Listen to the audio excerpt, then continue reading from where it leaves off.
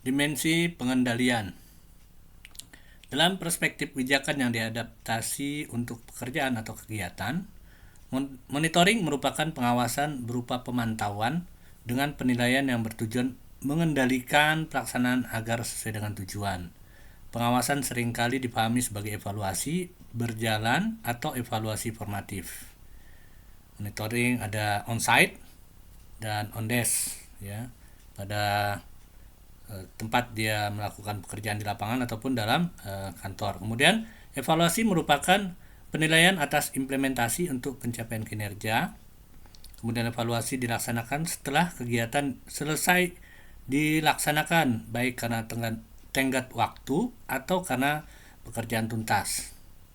Evaluasi terhadap tujuan, evaluasi terhadap historical, dan evaluasi terhadap best practice. Kemudian pengganjaran. Pengganjaran termasuk di dalamnya penghukuman. Pengganjaran dapat dimaknai pemberian rewards dan punishment yang ditetapkan dan diberikan sebagai hasil dari pengawasan dan penilaian.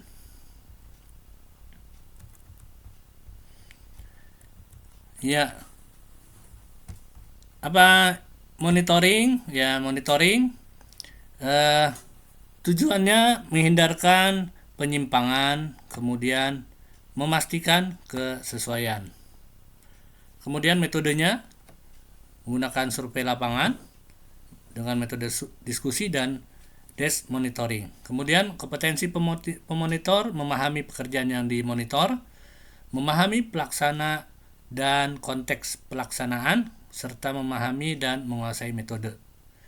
Dalam melaksanakan monitoring harus dicatat bahwa proses monitoring tidak mengganggu pelaksanaan pemonitor, dilarang intervensi. Pemonitor tidak menyampaikan hasil kepada yang dimonitor, tetapi kepada atasan yang dimonitor. Kecakapan pemonitor.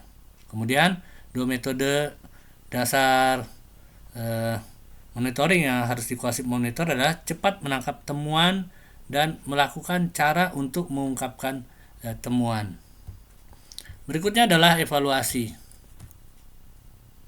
Ya, evaluasi tujuannya sejauh mana pencapaian kinerja. Kemudian menemukan hal-hal yang meningkatkan kinerja.